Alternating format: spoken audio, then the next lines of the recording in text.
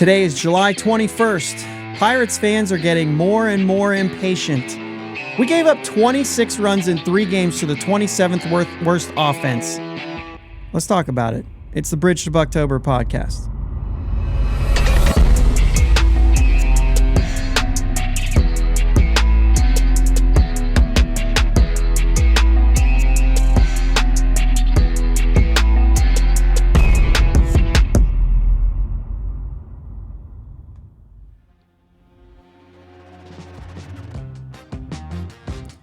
Yinz guys, thank you for listening to the Bridge to Buctober podcast, where we talk all about them Pittsburgh Pirates and that. My name is Josh, and I'm joined as always by my brother Jake. What's up, Jake? Hey man, what's going on? Not too much here. We got a day off from the Pirates. We're recording this on Thursday, and they can't lose today. No, they can't. And the last game they played, they won. We're winners today, Jake. I feel like a winner today. Oh boy. I had my birthday last weekend, right? Okay. Yep. Wife says, I got you your birthday gift, but it ain't here. It's like, all right, no worries. Let's go. Let me show it off a little bit. Oh, here we go. Yeah. So I assume, according to the bet, this is a Connor Joe City Connect. It is not. It is not. Yark, where are you at? That's can funny. be traded. Yeah, it's not. Is it No, anybody? It's a nobody. It's a nobody. I like that. Yeah. Saves a few jersey. bucks too. Yeah. Yeah, I can't afford jerseys. I say, because I buy gear. But anyway, we got some things to talk about today, don't we? They avoid a complete homestand sweep in the game on Wednesday. Finally picking up a win against Cleveland. We got the Battery double debut on Monday, so we'll talk a little bit about that. Priester and Rodriguez. If we've got any thoughts on, Peguero, it's there. There's some transactions that happened this week. We're going to touch on those a little bit, but we're going to get into the series upcoming, and we got some hot takes today. So we're going to get into some hot takes today. Maybe we're going to be a little spicy. Maybe we're going to be very positive about some things. But either way, we'll just kind of talk about those and just kind of hash them out. Maybe agree and double down, or maybe play devil's advocate. I don't know. We'll see how it goes. We actually don't know. A lot of times we talk about the things that we're going to say. And this week, and we're trying to do this a little bit more. We're trying to come with our own things a little bit more lately, just to avoid like the always in agreement thing that we tend to do, because we hash them out before we hit record a lot of times. Me and Jake are brothers. We do talk outside of the podcast. So when we connect, we're just chatting it up. Yeah. And so that kind of thing sort of happens from time to time. Anyway, let's go ahead and get started. Where do we want to start? You want to start with Priester and Rodriguez? You want to go through the transactions first, get those out of the way? Which one? Yeah, just get the transactions. All right, that way we can pair the series and all that. Yeah. So, for starters, Will Crow activated and designated for assignment. Kind of the, as far as I'm concerned, only piece of the Josh Bell trade that was doing anything. Yeah. Which really kind of makes you feel about that trade. As a lot of people have for a very long time. It's not anything new. It's just not anything new to feel bad about that trade. Well, yeah, I'm not like overly hurt by it either. Like, I think that's where the blah comes in, right?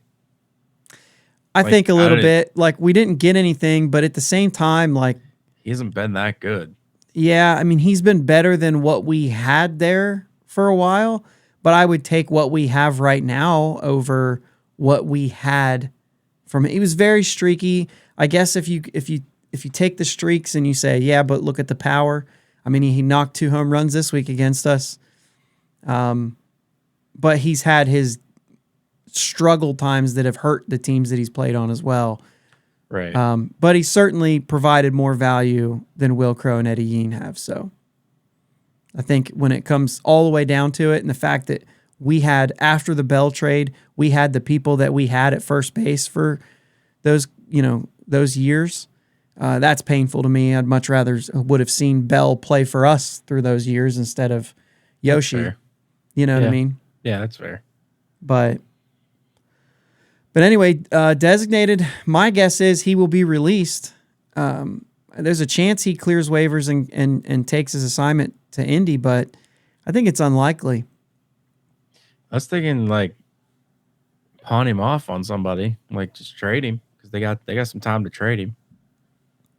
Now that he's been not like he was doing terrible, you know what I mean? Yeah, now that he's been designated though, and he's coming off of an injury, like I don't know what you're going to get other than cash or a waiver, like what you can get. Not a waiver is in the term, but like a, hey, here's a player that we don't care about. Okay, cool. We'll take that player and we won't care about him either, but if he might turn into something. Sure. I mean, and that's exactly what it would be. You just never know. Yeah. And the other guy who was designated earlier this week and has been released, we've talked about at length on this show, and that's Travis Swaggerty. A series of unfortunate events, we will say. Yeah. Whether it's COVID or his own injuries or the family stuff that he's been dealing with, ultimately turns into a release. I feel like it was bound to happen with the people that we have. No timetable on when this guy was even going to be able to play anyway. Yeah. And I don't see a path for him to become that center fielder that we don't have right now. To me, it's painful because he could be. Right. But how do you keep hanging on when your 40-man roster is full and you're trying to fill it with more people? Quite frankly, for me, it would be Cal Mitchell, Kanan Smith, and Jigba. One of them guys, one of those two needs to be traded soon. Packaged in with another deal, maybe this trade deadline, just because there's no room. One of them's going to work out, maybe. Maybe they just end up being depth. But either way, you can't just sit here with everybody in limbo. All these left-handed hitters who are just like not quite there. Palacios included, right? They're all those like, hey, they're going to do well in AAA. They might have like flashes of success at the major league level as a fourth outfielder. And quite frankly, if you look through our roster, it's a lot of supporting roles, right? And how many more do you need? It just makes it difficult. Right. Not to make this about the whole thing instead of Travis Swaggerty, but I'm bummed to see. I'm bummed to see them go with the release route. I think if he clears waiver, I would have rather seen them just maybe keep him around. Yeah. See if anything happens. If he gets things straightened out and he starts playing well, you know what I mean? But they went the release route, and maybe this was part of the whole thing. Maybe this is part of Swaggerty saying, dude, this is it for me. You know what I mean? Yeah. And the release just kind of lets him make that decision. I don't really know, man. Super interesting, but I could see a world in where we never hear this name again. And like as a transaction. Right. Where he doesn't sign with, maybe he just signs a contract with an independent ball team in a couple of years when he's ready to get back into it and, tries to make a go at it or something. But that's a tough one. Right. Yeah, I agree. I'm just looking something up here. Just one of those guys we rooted for, It is. It's one of the guys we rooted for. But it's also, it's time. Yeah, it's time. First round pick, man, 10th overall in 2018. That's the thing where we know that this exists, right? We know that 60% of first rounders make the show in some way, and only 60%. And he falls under the 40, which is not like this happens. Right. It's not like you always hit. You know what I mean? That's fine. 1-1 you should always hit. That guy should make it to the majors. Yeah. So we're not letting anybody off the hook here with, so far Sherrington's 1 for 1 on 1-1 draft picks. Unfortunately, he's got 2 of those in his tenure, but so far Henry Davis is there. Right. So, and 1-1, I think you kind of really want somebody who's going to perform too, not just get there. Right. Anybody that like out of the top 5 draft picks, you're hoping you just get them to the majors in some way.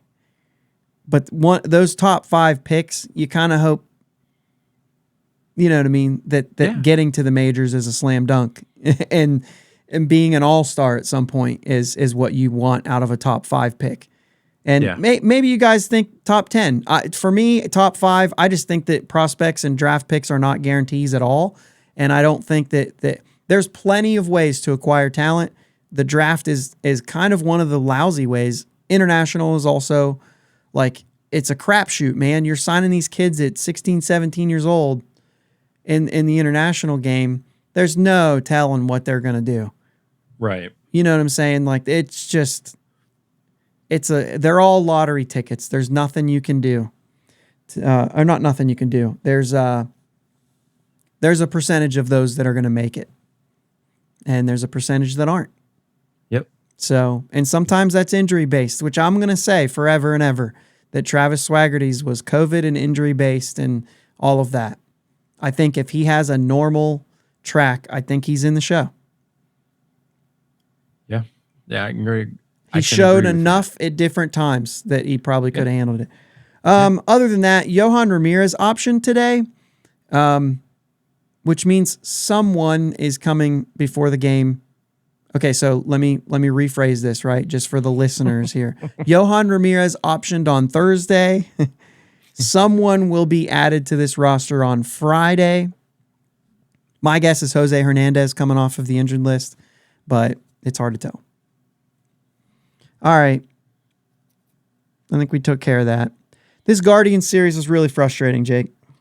Bro, I was so pumped. I actually had some earlier shifts, so I was like, sweet, I'm going to be able to watch the games. I actually watched the re-air on Wednesday, but just super bummed watching this game. Like, I mean, I was in a bad mood. It was rough. Yeah. So Monday, and we can go ahead and break down Priester and Endy's debut here. But Monday, that's a softball day. Hawaiian shirt day? That's Friday. Oh, yeah. We had the debut, the double debut. Mm-hmm. We had the rain delay. So the game got kicked off at 10-8. Perfect for me because that's a softball night. And we finished up and we go to Roosters. That's in town. It's like a 35-minute drive for me. So the quickest way to see the game is to go to Roosters. Yeah. And then try to get them to turn the Pirates game on. Hey, we got the Reds on 7 TVs. Can I please get the Pirates on this one here? I got a double debut going on. We need to get the Pirates on this TV. So we got it. And I watched through 3 innings and was thinking like, man, this dude is, not a lot of swing and miss, but that 2-seam is heavy or sinker, whatever he calls it, and getting a lot of ground balls and weak contact still. So while he wasn't getting the swing and miss, it was weak contact, gives up the homer.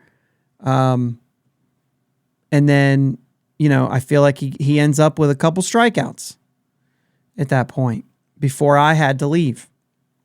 Now, I'm not worried about a couple runs here and there, especially in your debut. Right. I laughed. When he gave up his first homer, I laughed and said, welcome to the show, like I do every time, right? Hey, these guys can hit here. Yeah, but what everybody doesn't do, especially as a rookie, as a debut, is give up that home run and come right back and get the next 3 guys out. Yeah. Yeah, worth That saying. was that was I liked seeing that. And if you just really give me those first 5 innings, 3 runs, the way that he pitched, the way that he handled himself, I mean, I'm all in, man. I'm all in. I'm driving. So I actually had to leave Roosters a little bit earlier than expected. It doesn't matter why, right? So I have to go and I have to meet Katie somewhere and then switch cars, and her car had the kids in it. But she was doing something else and she couldn't get a sitter. It was a last minute thing. So then I just said, well, just drive the kids there. I'll meet you there. I'll take the kids home. So this was the whole swap. I lose service halfway there just because the route I'm on. So I was trying to listen to the game on my phone on the radio. So like I only get the first 5 innings and I'm like, all right. I'm already mad at the offense. So I'm not even focusing on that right now. I'm already mad at them. Sure. He's got to do his job. If he gives up 3 runs in 6 innings and gets a quality start and if this team doesn't score, well, that's on the offense, right? Still, great job. So I get there. We do the whole chat thing. I go inside. I'm saying hi. We're doing all the things. I drive the kids home. I get home. I get them inside. I'm doing all... I look at my phone and I'm like, what is going on? I get a text saying, why are they even leaving him in? And I'm like, because he's doing good? I don't know. What do you mean? And I'm looking at the score. I'm like, what happened? So I was not about to go back and watch what happened. Yeah. Because I was just so like, okay. So I turned the game on to see nothing happen, thinking maybe I'd see like a Andy first hit or something like that. But that starts the mood. Is seeing that offensive performance and then a guy who really, if he doesn't even throw after the 5th inning, I'm super satisfied. Yeah. I'm saying this is a great performance to build on. Let's go.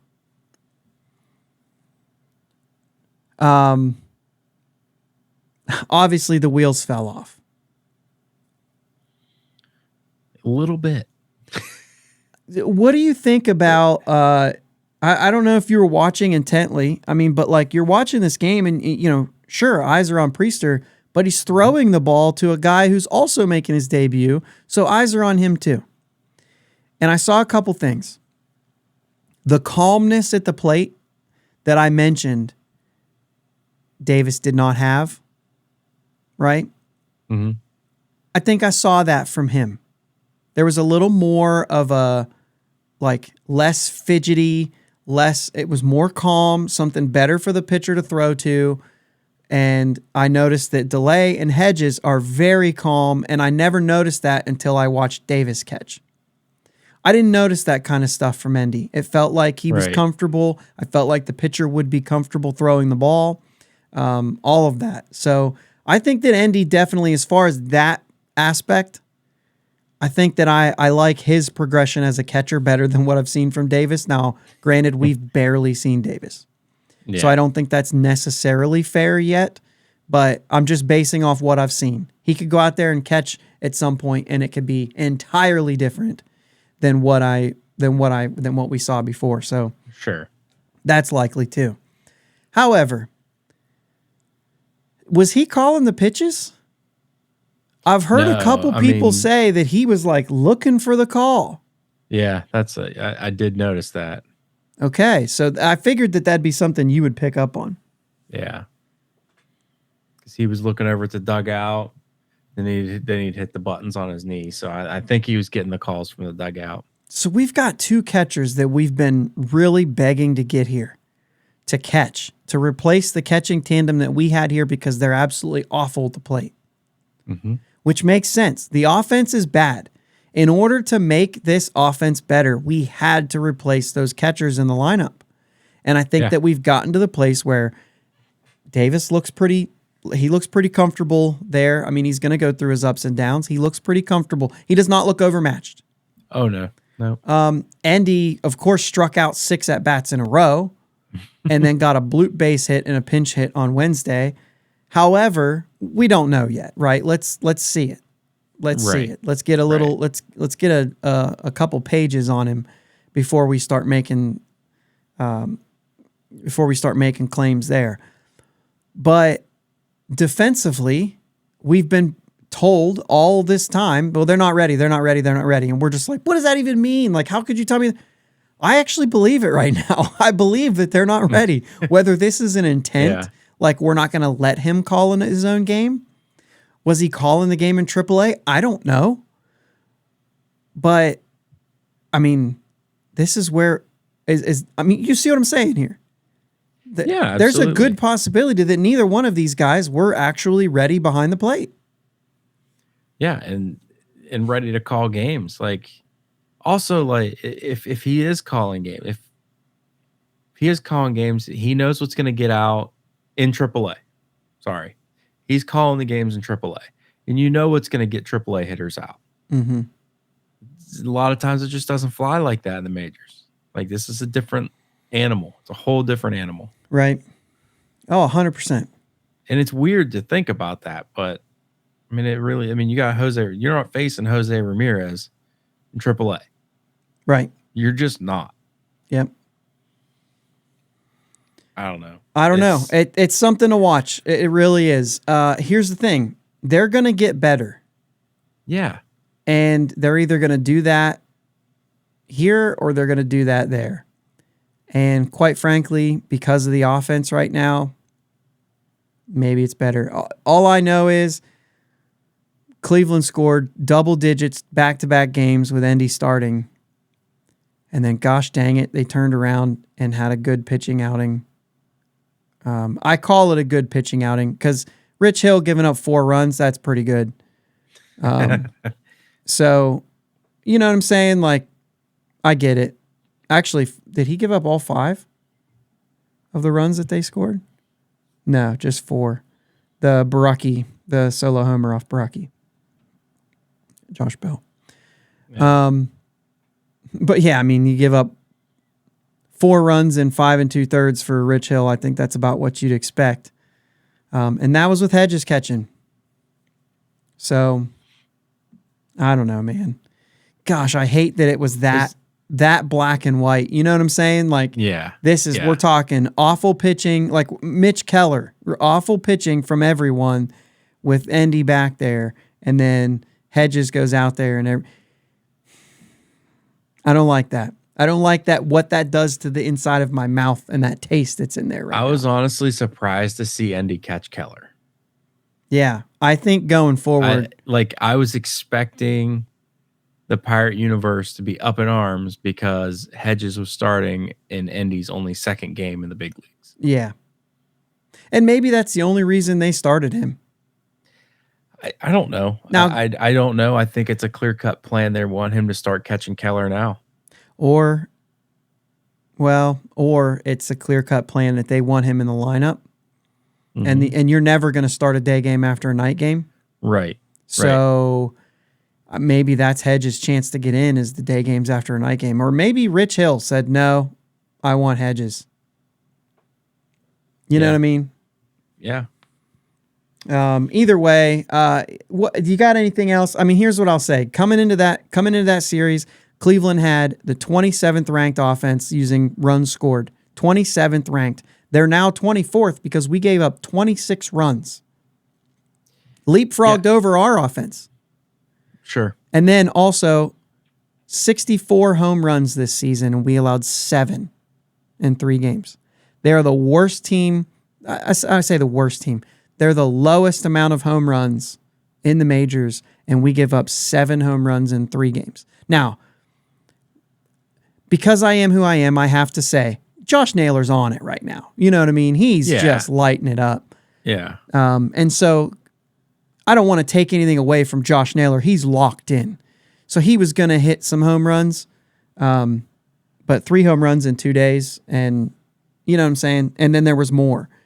I mean, obviously Josh Bell hits 2 in the series.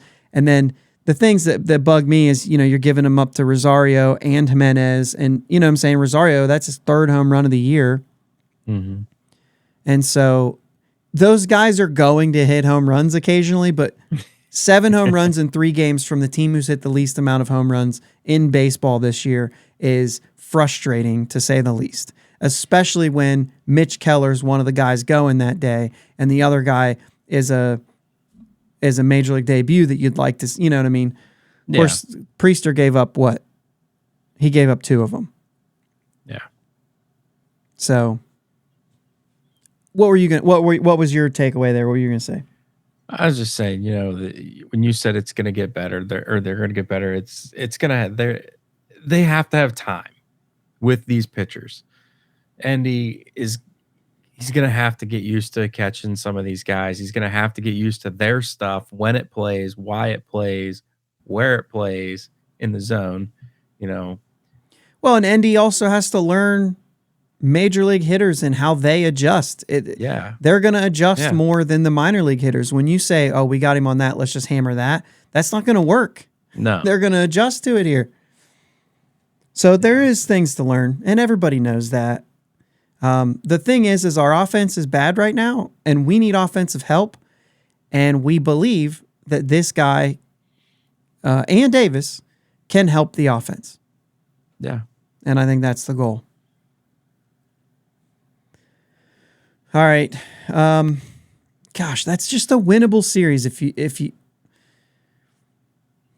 just can't give up 10 and 11 runs against a team who's not scoring runs. Right. And like I said, the player, and I am going to say this too, because the players on Cleveland are not bad players. They won last year with this same squad pretty much. And, the fact that they're all on a bit of a down year, well, that's to be expected. Everyone kind of assumed Cleveland may not repeat what they did last year because everyone clicked at the same time. And that doesn't happen. What they did last year was pretty incredible. It's possible. It happens. It's not like it's so rare, but it's also not rare for them to digress a little bit when they come into the next year. They'll bounce back. They have a good group of players there. Yeah. They do things a certain way that does not include home runs, and that's okay. Because they hit the ball. And they're a pitching factory. They're a pitching factory. We know that. So as long as they keep pitching, I mean, they have a chance to go 500 and win their division this year. And because of their pitching, who knows what they do in the postseason? If they catch fire, because of their pitching, maybe they have a chance. Now, if they trade Bieber, I don't know if they do. We'll see. To be continued. Right. But either way, how dare we say anything nice about a Cleveland team?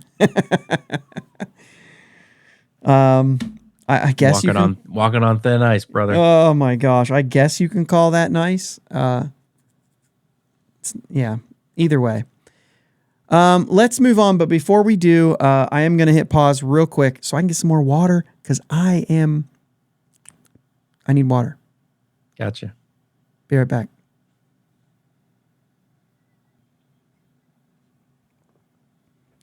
And we're back here on the Bridge to Buctober podcast with some water and some hot takes. And we're going to need water for this. I went with Mountain Dew. You went with Mountain Dew. Cold? You're going to need it. All right. Let's talk about these. We've got some hot takes. I've got a couple of them. What do you got? I got one. You got one. Yeah, it's lukewarm. It's all right. All right. It's all right. You want to start? I'm not. You want to start and then let me bring the hammer down? Like the hot takes for me are bigger and like they like kind of come to you. I don't see the Pirates finishing in last place. Oh. I see these young guys clicking. I see Cruz's return being big for this team. And I mean, I see the Cubs being a big time seller. Oh. I see some of their guys like Bellinger's hitting over 300. Like, can we sign Bellinger in the offseason and put that guy in center field for this team? Dude, he's hitting over 300 right now. I know. But he's going to go for too much money because he had a bounce back. He's having a bounce back year. Yeah. So sign him But for 4 years. No, see that's Continue. yeah, I see them being big sellers, and I see us finishing a few games better than them because I do believe in these young kids. I think they're going to be good. Um, It's just, yeah, they're only like what 4.5 games better than us three and right a now. half games, but they're the only team in the division with that plus run differential.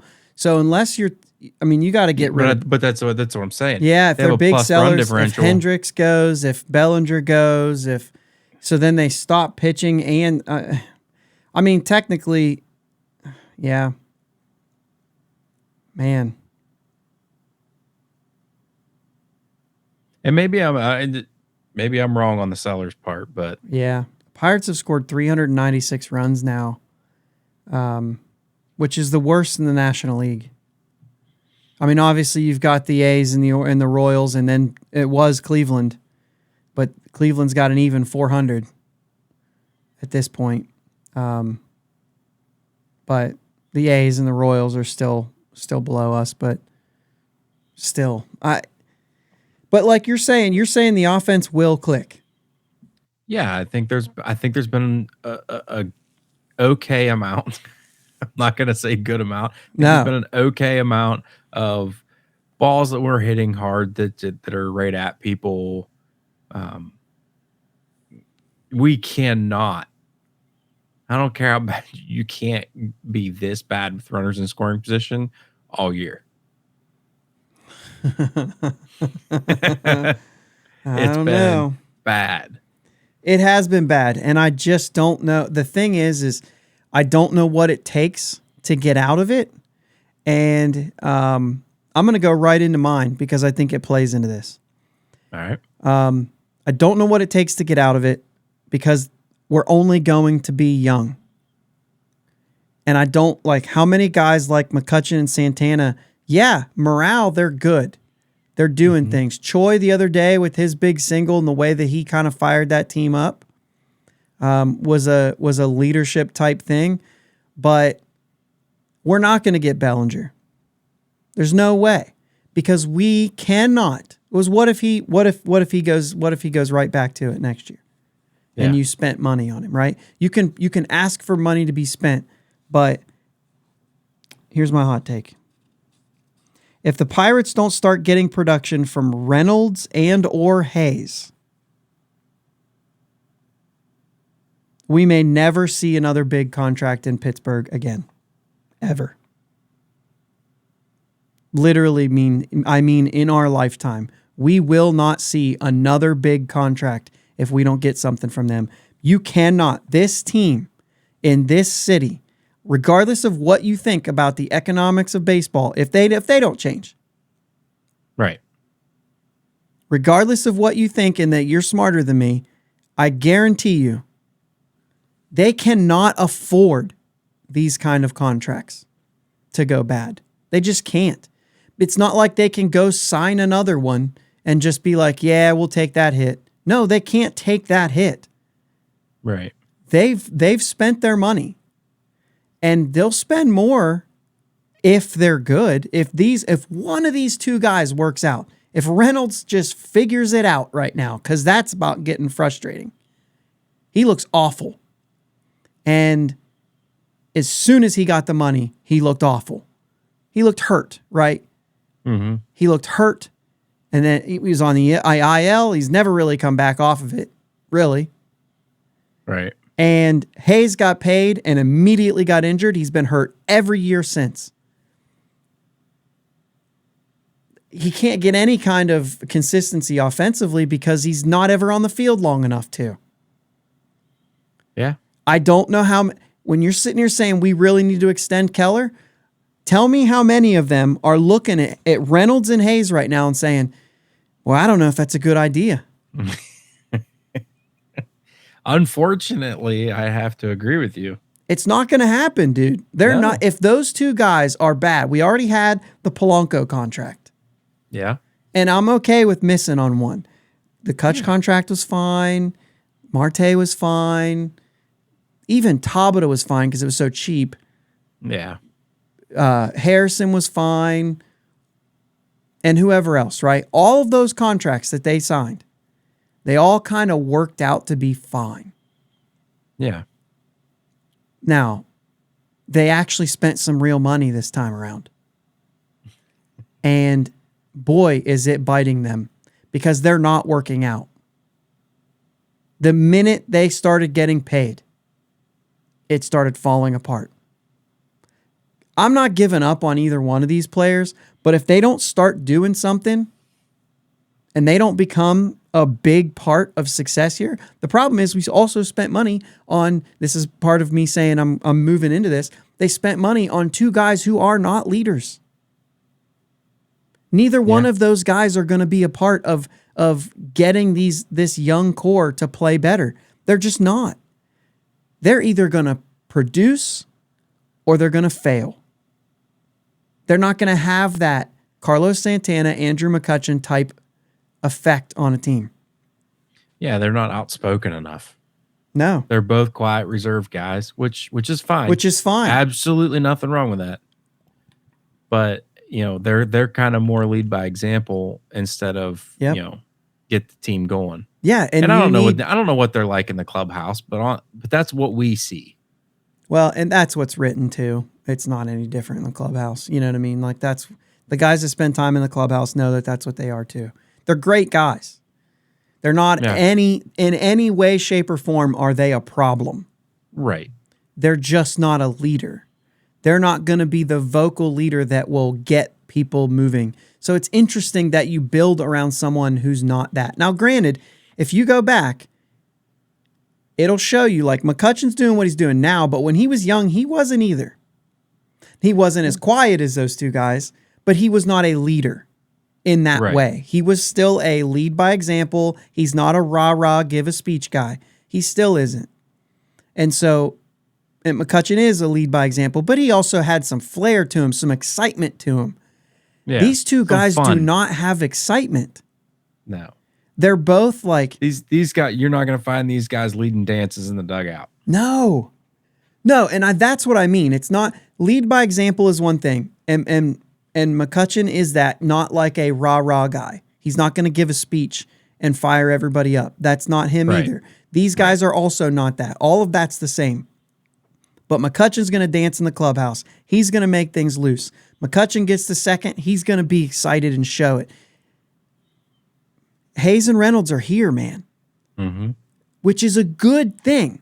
It means that their lows don't get too low and their highs don't get too high. And that is a good thing as far as mentally, right? Right. And emotionally, right? So they're not going to go into these deep, dark, you know what I mean? You wouldn't think. Even though Reynolds sometimes does go on long, bad streaks. He doesn't really show it all that much. You see when he gets mad. You know what I mean? Yeah. Yeah, for sure. But if they don't start working out, we're not going to see any more contracts. And I don't know how you don't do it. I don't know how if you were in charge, and I don't mean you, Jake, I mean anybody who's listening to this. If you were in charge and this was your experience, I don't know how you don't just say, our model is draft well, develop well, and trade them before they hit free agency. That is the model. And if you keep drafting and signing internationals and developing well and using your trades to get more talent to keep the line moving so that you can have waves of prospects always coming up, that seems to be the only way to get it done. Yeah. Because it's the moment you spend money, it punches you right back in the face. If you're going to spend money, it better be a 2-year deal to get Russell Martin behind the plate. Something like that. Hey, I need to get a rental. I've got so many prospects. I need a rental for this playoff push. Let's go get a rental. That's how you'll spend money on a team like this. If these guys don't work out, it just isn't going to happen anymore. Right. So if you want them to sign somebody long-term, you better start rooting for these two guys instead of rooting against them. Yeah. Because this is the test. Yeah. I'm dead serious. And I think if I was in that position, I wouldn't sign another player to a long-term deal. If these two don't work out, if it bites you that bad, I'm done with it. Done. I will trade every single player in year 5 every single time without question. Nobody will play more than 5 seasons with my team. Yeah, I think it's a little overreaction, a little one. I don't want to use the I'll word sign dramatic, supporting but players to low contracts. I'll sign supporting players to lower contracts to keep those guys in. Maybe a guy who is a clubhouse guy, a rah-rah guy. Maybe I'll do that. But the superstars, peace out. Sorry, guys. just build my team. I'm going to keep doing it. And that stinks as a fan. You won't buy any more jerseys with a number on it. Get your own name and your own number on the back, or get a Clemente jersey or a Stargell jersey or a McCutcheon jersey, because everything else is dead. I'm not in a good mood today. Yeah. You ready for my next one? I can't completely disagree with you, but it's interesting. I just don't know how they do it.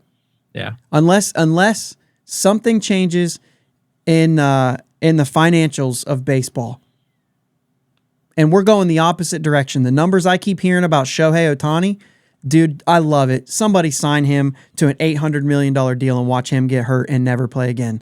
Like, it's so dumb. That's way too much money. It's way too much money. Yeah. Well, I mean, the Padres and the Mets right now are the prime example. What a joke. Well, the top 3 payrolls in baseball right now are not in the playoffs if it ended today. Who's the third one? I think the Yankees, maybe. Okay. I wasn't sure. I just saw the number 3. Yeah, I would have thought it would have been the Dodgers, but they're in. So. Yeah, the Yankees are in last place.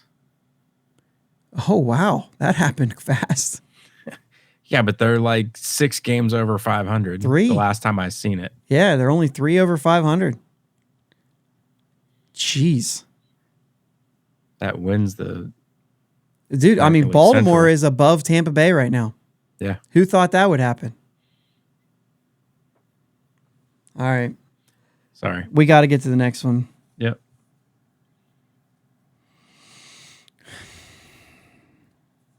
Are you ready for this? Trade Rich Hill as fast as possible. He's a jerk.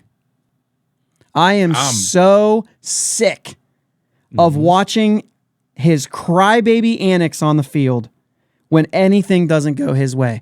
Every single inning, that crybaby's out there yelling at his teammates, and I am so close to not watching any game that he pitches ever again. I hope I never have to trade him tomorrow, and I hope I never have to see him throw a baseball again for the rest of my life, unless I'm watching Josh Harrison hit the walk-off home run in the 10th inning off of him. I am so sick of watching him pitch. He's an idiot. He's a big jerk. Jack Suwinski is the only player on that field Wednesday that was putting any kind of effort into anything. Henry Davis he misjudges a fly ball and he's jogging after it up against the Clemente wall, and Suwinski gets to it first. That's ridiculous. He has no business being to that ball before Henry Davis. He makes one sliding play, over aggressive, 100%. He had no shot to make that catch. It was absolutely not a good move by Jack Suwinski to try to slide and make that catch. But you're telling me that someone gave too much effort onto a play, so you yell, "Oh, come on," and start cussing him out on the field when there's TV watching you. What do you think that does to any of these players? Do you think it fires them up? No. But guess what? A few plays later, Rich Hill, in his complaining big crybaby ways, are throwing fat breaking balls right over the middle of the plate, and they're smacking them to the wall, and Jack Suwinski goes and slams into the wall trying to make a catch. He gets stopped for that. He doesn't make the catch, right? But that's effort worth saying he tried. He's the only one out there trying. He was the first guy to break it open. He gets the double down the line that scores the runs. Finally, after Choi does what he does, people start getting into it. And I'm just sick and tired. Jack Sawinski's playing center field. He's out of position. We know this. We know he's fine. That's as good as it gets. He's fine in center. He's not great. He's maybe not even good. He's fine. He's putting forth an effort. I'll give him that. Yeah. And you got a jerk 42-year-old pitcher who can't pitch anymore. He stinks. He gives up 4 runs every stinking game, and he's out there yelling at every teammate every time something doesn't go his way. Oh, umpire makes a bad call. I might as well throw 3 breaking balls right over the middle of the plate and blame it on the umpire. He stinks, dude. I'm so sick of watching him. It is the most pathetic performance every time he goes out there, and Derek Shelton just covers it up by saying, oh, I mean, he comes in, if he throws 7 pitches and gets a 1-2-3 inning, he comes in cussing. That's ridiculous. Right. Why are you such a baby?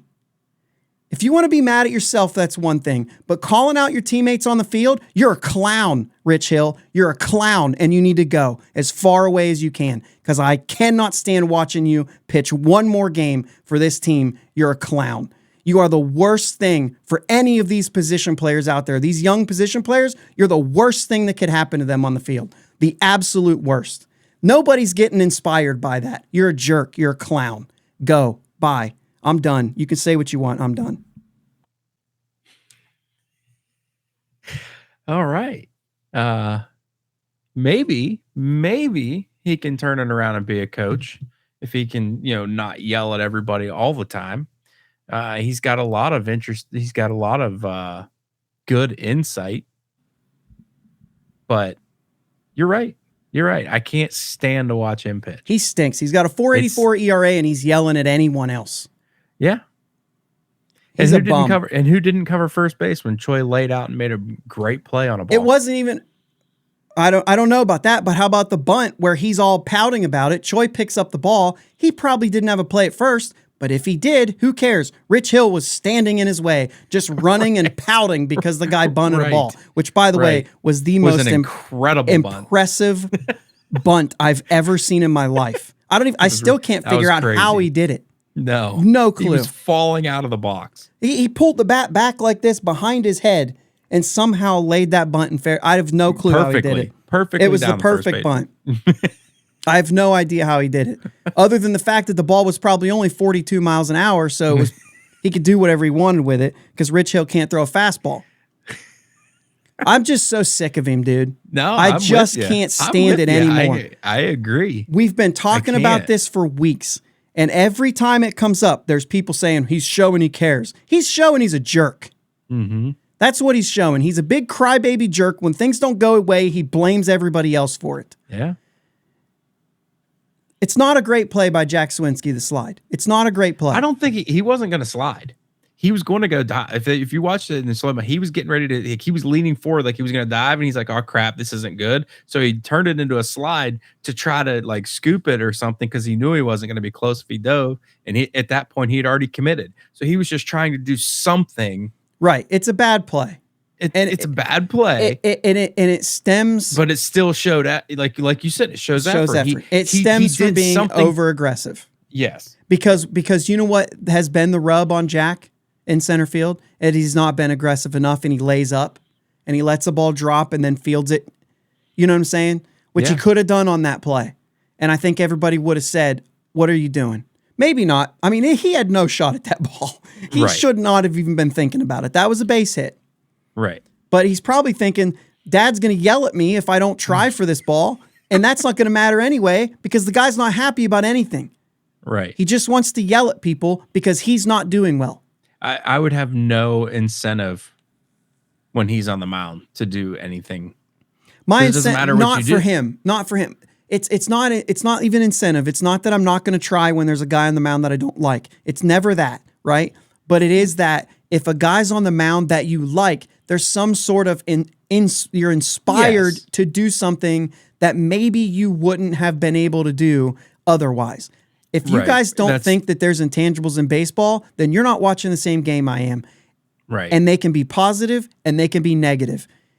And Grandpa Rich out there is a jerk and a clown, and he can go away and go far, far away. never to return because he's not what AJ Burnett was by any stretch of the not even imagination. close. And AJ Burnett would get hot too.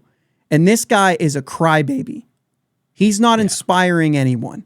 I'm so sick of watching him in his 4.84 ERA stink it up and blame it on all these young kids as if it's their fault. And then everybody watches that and say, yeah, that was bad. So what? Everything he's doing, he's trying. The fact that he beat Henry Davis to a ball off the Clemente wall is ridiculous and should never happen to a rookie who's only been here for a month. Henry Davis should have been sprinting after that ball, and he wasn't. That was a poor play. And if it's Henry Davis out there complaining because he's not catching, then that's on him. I'm not saying it is, but I'm starting to get mad, so I'm going to the next step. All I'm saying is that Jack Suwinski should have never got to that ball before Davis did. It was still on the Clemente wall to the right of that 370 cutoff. He should have never gotten to that ball before Davis. I don't remember that play for whatever reason. Because I haven't seen Henry Davis dog it yet. It's not even that he was dogging it. It's the fact that he ran a bad route and he wasn't sprinting after it. He was like, oh crap, I got beat. And he almost got to the ball. Like they both got to it around the same time, and Davis had to move out of his way because Jack was getting it first. And I don't care about the hop. It did go towards center. Of course it did. The fence is leaning. You should have been going that way anyway. Right. But the fact that he didn't get back there as fast as he could shows that he could have been going harder. That's fair. And so that's what I'm saying. It's not necessarily on Davis as much as it's just showing how much effort that Jack was putting into it by going after that ball. Yeah. But Davis should have probably just gone straight to the wall. And he went this way and then this way. And you know what I'm saying? Yeah, he's still learning. Yeah, he is. And that's a misread that's going to happen from a guy who hasn't played that much right field. That's what I'm saying. It's not, the miss is not on him, the misjudgment. Right. Like, I get it. Right. You're learning, but you need to go after the ball. Right. And it's that 3/4, like, you know what I'm saying? Like, I just felt like the fact that Jack got there first says something. I'm not sure that Jack Suwinski is that much faster than Henry Davis. Suwinski's faster than we think. Yeah. But I don't think he's that. I mean, so is Henry Davis. Right. He's stealing bags too. Or stealing bags. I'm not sure Jack's really much of a base stealer, but he can run. You know what I mean? Yeah. Anyway. It's just been building up. He does one thing and I say, I don't care for that. He does another thing. I say, boy, I really don't like that. He does another thing and I say, we've been seeing this a lot. You know what I'm saying? Yeah. And all the while, his ERA keeps going up and up and up and up and up and up and up. And the more it goes up, the more he yells at his players. There's no room for that. There's no wonder that Rich Hill can't stay on a team. Right. I am not in the least bit. It's not his age, guys. It's because he's a jerk and nobody wants to play with him. And they say nice things because they don't want him to say bad things about him because he's a jerk. Right. That was a guess. I don't know what happens off the field. I don't know what happens when he's not pitching. But when he is pitching, he's a jerk. Mm-hmm. And he's a clown. Yeah, they got nothing but good things to say about him when he's not pitching. And they let the things that his antics that he does on the mound when he's pitching go because they like him when he's not pitching. That's fair. And that's probably the truth. Watching Oviedo in the dugout as his shadow all the time, I've been praising that all year. Mm-hmm. Just change the way you are on the field, dude. Because you're a jerk. Yeah. And it's not passable for me anymore. As a fan, I hate watching it. Yeah. I hate it. It makes me mad every time. Mm-hmm. Remember that thing where I'm supposed to be stress-free? It's not working. It's not working. All right, Pirates get to go play Ohtani and the Angels. So that's great. Let's see if they can hit against Ohtani. Ohtani has a 3.50 ERA. Yeah. Really? Mm-hmm. Oh. Thought they told me he was like the best pitcher on the planet. 3.50, that's average. He's fine. Whatever. You want me to go off on Ohtani? I mean, he's a great player. He's a great hitter. He's a good pitcher. Whatever. 3.50? I expected 2.80. He's got roughed up a couple times lately. I Well, think. let's hope he gets roughed up Friday night. Oviedo will Yeah. probably give up a couple runs in the first and then settle in for 5 more or 4 more at least. So we already know that. And I will say that every time now because that's what I told Katie before we watched him pitch in Pittsburgh last time. And he gave up 1 hit in 5 or 6 innings and had 10 strikeouts and didn't give up any runs in the first. So I'm going to keep saying it. Yeah, absolutely. I'm You just have a to little at this point. stitious. Oh my gosh, I yelled today. That might have been the first Bridge to Buctober episode that I have yelled. Yeah, you're fired up, man. You I- definitely got spicy. It ticks me off to watch him pitch. I Yeah, absolutely I'm hate with it. you. I do not enjoy watching baseball when he's on the mound. I don't enjoy it. It's stupid. That's exactly what it is. Yeah. Is Mike Trout going to be off the IL? I have no clue. I don't know, but I mean, they've got a good team there. You Yeah. say this all the time. The players are there. The wins aren't. I don't know anything else to tell you. Trout and Ohtani, the 2 best players in baseball, everybody says, but they can't get their team in the postseason. I'm starting to question whether they really are, or whether maybe they're just selfish. I don't know, and they're just stat padders. I can't figure it out. I don't know how you don't win. I don't get it. I'm trying to see. Trout is still on the IL. They got 3 I don't straight wins. They've got 3 straight wins. But I didn't look up as much about them. I kind of figured we'd push it close to an hour here. So Yeah. Oviedo versus Ohtani on Friday. Beto, Detmers on Saturday. Keller, Anderson on Sunday. Anderson with his 5.17 ERA. I mean, the ERAs go up with every starter. So Keller needs a bounce back start. That was pitiful. Needs to be better than that.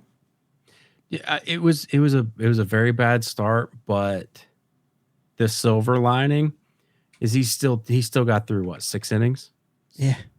I mean, as a pitcher giving up runs like that, to be able to go out and still throw over 100 pitches, it says a little bit.